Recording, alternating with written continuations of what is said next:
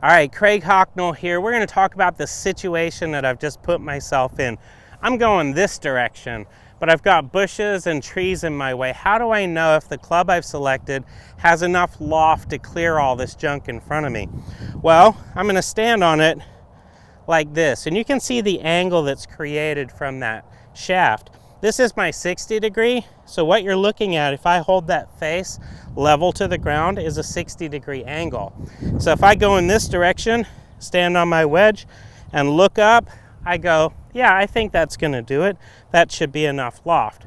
Sometimes I'll even do this in a fairway bunker, where I come in, hold my club like this, level to the sand, and check that angle to find out if I'm gonna clear that lip. So I think it's enough for me to clear the trees here. I got one final tip on this though. Don't look up. Normally, if I was hitting a shot from the fairway, my eyes would not be going up into the sky.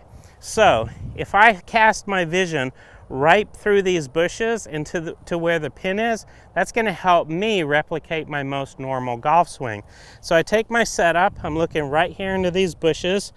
I know where the pin is on the other side of the trees, and I'm just going to take my swing and keep my focus down and through.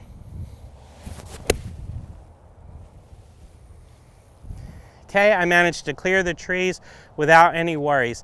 So use those two tips next time you're in this situation.